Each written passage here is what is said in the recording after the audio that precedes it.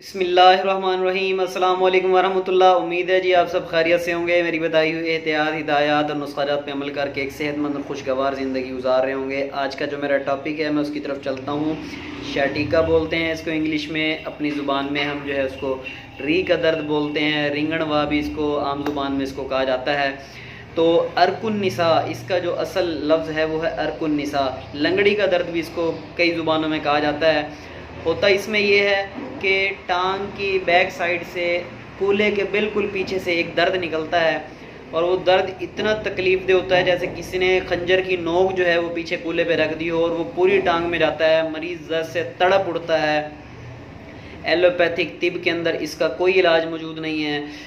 मैं सबसे पहले इसके काज, इसके जो वजूहात हैं उस पर रोशनी डालूंगा थोड़ा सा। देखें, मेन रग जो खून की सप्लाई की है, जो आपकी पूरी टांग को खून की सप्लाई देती है, वहाँ पे खून का लोथड़ा अड़ जाता है। खून के गाढ़ा होने की वजह से खून जम जाता है उस रग के अंदर। जब उस रग के अंदर खून जम जाता है तो फिर वहाँ से ब्लॉकेज हो जाती है और जब नीचे खून नहीं जाता, फितरत का ये रूल है कि जहाँ कहीं पे भी सर्कुलेशन ऑफ ब्लड मुतासिर होगा, जहाँ कहीं पे भी खून की रवानी नहीं होगी, वहाँ पे न सिर्फ दर्द होगा बल्कि वो जगह सुन भी होना शुरू हो जाती है। मैं अक्सर लोगों को, अपने मरीज़ों को भी मिसाल देता होता हूँ कि हम बचपन में उंगली के ऊपर यहाँ पे धागा बांध लेते होते थे, धागा कस लेते होते थे, तो वो आगे से पूरी उंगली सुन हो जाती थी। तो वो होता क्या था? होता ये था कि जब हम धागा बांध लेते थे तो फिर वहाँ पे सर्कुलेशन ऑफ ब्लड रुक जाता था, खून का दौरानिया वहाँ पे रुक जाता था, खून का आगे जाना वहाँ पे रुक जाता था।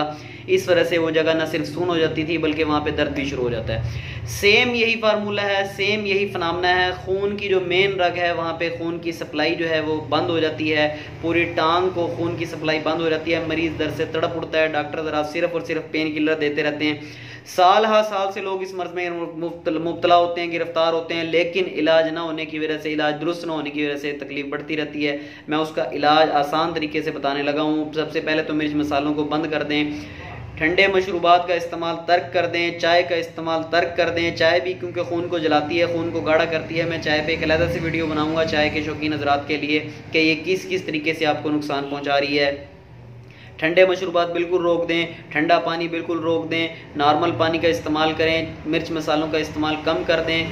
तेज़ मिर्च मसाले जहर हैं इस मर्ज़ में, बिल्कुल रोक दें, क्योंकि जो जो चीज़ें आपके खून को गाढ़ा करेंगी वो आपने बिल्कुल नहीं लेनी।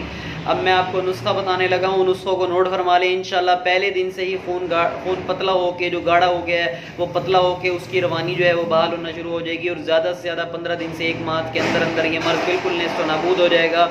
नुस्खे को नोट फरमा लें। सनामकी ज़ीरा सफ़ेद, सनामकी आपने लेनी है 100 ग्राम, ज़ीरा सफ़ेद आपने लेना है 50 ग्राम, नौशादर आपने लेनी है 20 ग्राम और सुंड लेनी है आपने 40 ग्राम और फिलफिल स्याह काली मिर्च आपने लेनी है 40 ग्राम। ये सारी चीज़ें आपने लेने के बाद, फिलफिल स्याह काली मिर्च को बोलते हैं, ये सारी चीज़ें लेने के बाद इनको ग्राइंड कर लें। ग्राइंड करने के बाद बारीक, बिल्कुल बारीक करने के बाद चाय वाली आधी चमची, सबसे छोटी जो चाय वाली चमची होती है जिससे हम पत्ती डालते हैं, चाय वाली आधी चमची जो है वो आपने सुबह आधी, दोपहर आधी, शाम आपने इस्तेमाल करनी है।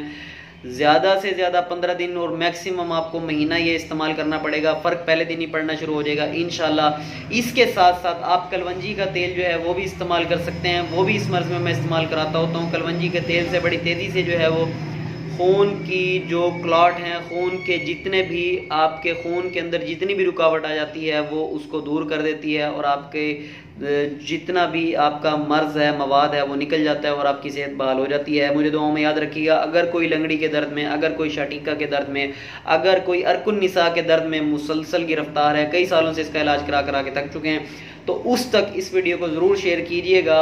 नए आने वाले मेरे चैनल को सब्सक्राइब फरमा लें। मैं ऐसे ही आसान, सहल और बिल्कुल बेज़र अपने ख़ानदानी नुस्ख़ात आप तक पहुँचाता रहूँगा इंशाअल्लाह। अस्सलाम वालेकुम वरहमतुल्लाह।